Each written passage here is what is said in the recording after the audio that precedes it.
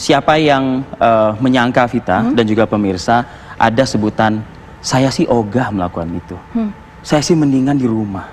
Saya sih mendingan tidak melakukan pekerjaan itu. Tapi ada sosok-sosok pahlawan ini yang rela berjibaku bekerja di tengah pandemi COVID-19 saat ini. Bahkan bisa dikatakan ini tentunya menimbulkan kekhawatiran pasti ya, Via, karena secara alamiah berhadapan langsung dengan pasien COVID-19. Belum lagi keberadaan mereka, Vita, penuh dengan cemoohan, fitnah bahkan, atau mungkin pengusiran, stigmatisasi dan lain sebagainya. Pagi ini kami hadirkan 3 sosok yang sekali lagi, mari kita sama-sama buka telinga, buka mata, buka pikiran kita. Kita berhadapan langsung dengan mereka, para pahlawan yang berjibaku selama hampir 6 bulan ini berhadapan dengan COVID-19. Selamat pagi, Bapak-bapak semua. Saya ingin menyapa pertama Dr. Hairul di Medan, Sumatera Utara. Assalamualaikum, Dr. Hairul, selamat pagi. Waalaikumsalam, Mas Arif. Selamat pagi, Merdeka. Merdeka. Merdeka.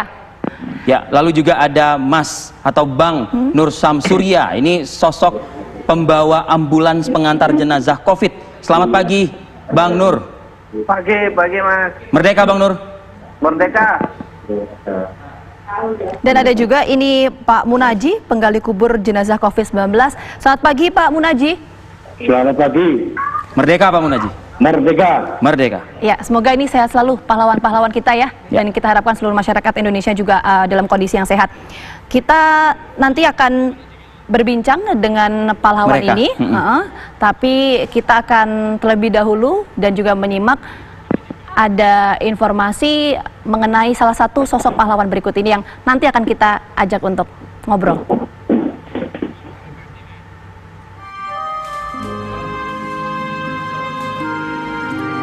Di masa pandemi, profesi tenaga medis merupakan garda terdepan dalam menangani virus corona.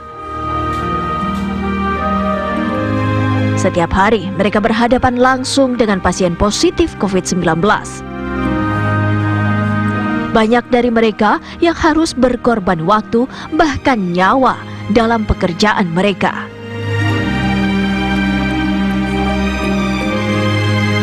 Seperti Dr. Hairul Saleh Pulungan yang harus menunda pernikahannya karena adanya wabah COVID ini.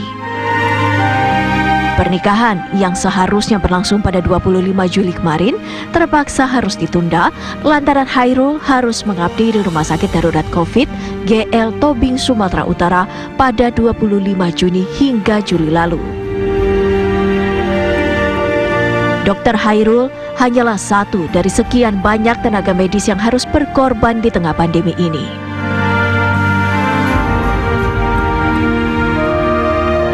Tim TV One mengabarkan. Ingin mendalami langsung kisah Dr. Hairul. Dr. Hairul, Anda cukup bisa dikatakan lama mungkin ya buat Anda pribadi berada 1 bulan di rumah sakit rujukan COVID-19. Bagaimana keseharian Anda menjalani hari-hari dalam 1 bulan itu, dokter? Ya, alhamdulillah Mas Arif, di sana teman-teman sama tenaga kesehatan juga ya sangat antusias ya menangani pasien COVID-19 ini. Dan memang pada awalnya saya juga terbesit rasa takut gitu ya. Ogah mungkin gitu ya. Iya, namun melihat semangat dari teman-teman tenaga kesehatan yang sudah lama ataupun duluan bekerja di sana itu saya menjadi termotivasi gitu. Rasa takut itu lama-kelamaan juga jadi abai gitu kan. Dan ya alhamdulillah juga pemerintah Provinsi Sumatera Utara juga memberikan ya, fasilitas yang sangat mumpuni ya kepada kami di sana, yang membuat kami ya betah di sana gitu dalam melayani pasien. Betah bersama dengan virus yang sewaktu-waktu terus menghantui Anda dan rekan-rekan di sana. Ya memang kan ancaman itu tetap ada, namun kan kita dilengkapi dengan alat pelindung diri yang tepat ya. Dan juga kita sudah dapat edukasi ataupun wawasan mengenai perjalanan penyakit dan pencegahan penyakitnya gitu. Dokter Hairul, mungkin bisa digambarkan ke kita seberapa banyak sih biasanya Dokter Hairul ini menangani pasien setiap harinya? Ya pada awal mulanya saya tuh masuk ke situ kurang lebih ada 50-an ya pasiennya di sana.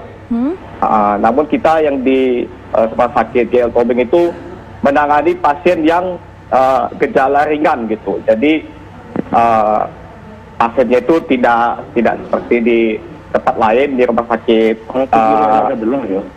rumah sakit Dr. Priska contohnya di Medan juga itu kan menangani pasien yang sedang berat ya. Kalau di tempat kita rata-rata pasiennya itu tidak pakai infus, jadi lebih aman lah gitu. Artinya kita tidak terlalu berat sekali gitu. Jadi ringan yang dimaksud oleh Dr. Hairul seperti apa? Ringan artinya gini, Mas Arik, pasiennya hanya mengeluhkan batuk atau demam, atau bahkan ada yang tanpa gejala gitu. Oke.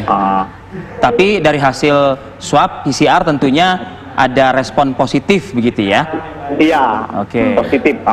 Dan sekarang semakin hari semakin kesini, Dr. Khairul, itu frekuensinya seperti apa, semakin bertambahkah?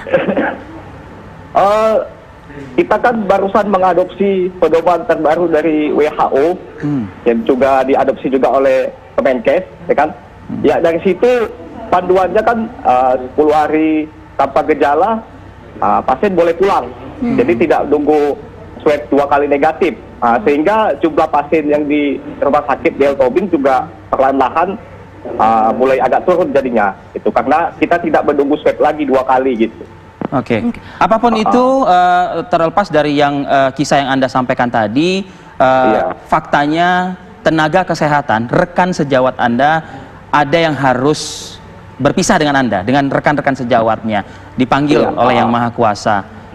Bagaimana Anda sebagai rekan sejawat seprofesi menyikapi hal ini? Gitu?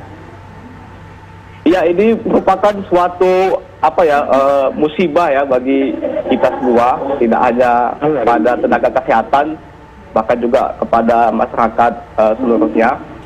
Ya memang dalam bekerja kita memang harus mengingat bahwasanya penggunaan alat pelindung diri itu sangat dibutuhkan.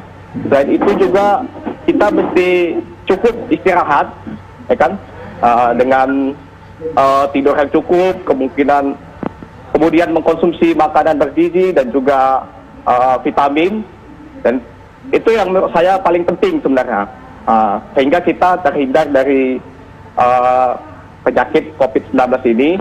Jadi istirahatnya itu sih mungkin menurut saya yang mesti diterapkan lah gitu.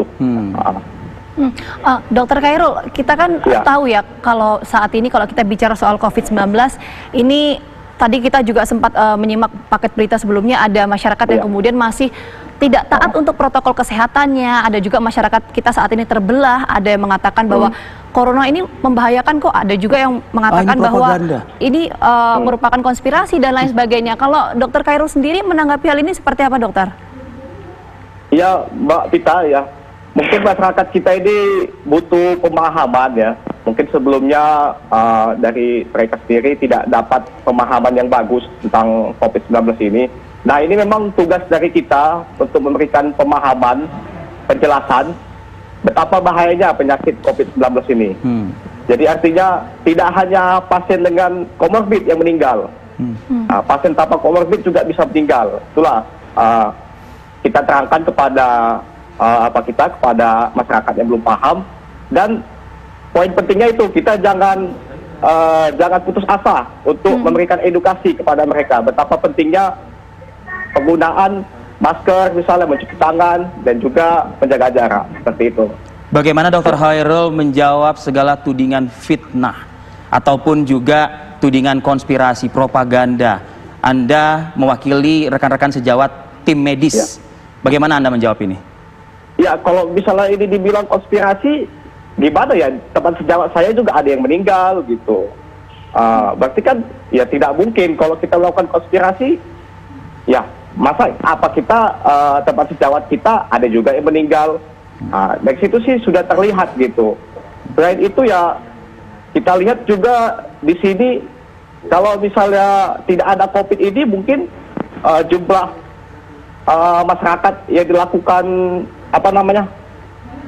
kebutuhan akan pemakaman atau kuburan itu kan meningkat pada saat COVID, artinya pasti banyak yang meninggal kan gitu. Yeah. Kalau tidak ada COVID ini kan tidak banyak mungkin masyarakat yang dimakamkan gitu. Yeah. Dari situ kan bisa kita ambil logikanya gitu ya. Yeah. Dan juga ini juga mudah-mudahan penjelasan dari Dr. Khairul ya Fit ya, setelah pemirsa juga bisa membuka wacana kita. Makanya tadi ajakan di awal saya, mari kita sama-sama buka mata, buka telinga, buka pikiran kita untuk menyimak diskusi kita pagi ini begitu.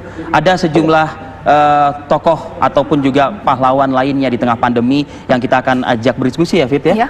Nanti akan ada sopir ambulan dan juga penggali kubur jenazah COVID-19, karena tadi disampaikan oleh Dr. Khairul mengatakan bahwa kalau di tengah pandemi COVID-19 saat ini jenazah pasien COVID-19 ini kan semakin meningkat. Artinya ini kan penguburan atau pemakaman untuk jenazah juga meningkat. Kita nanti akan berbincang dengan sosok pahlawan ini, tapi sesaat lagi kami kembali hadir.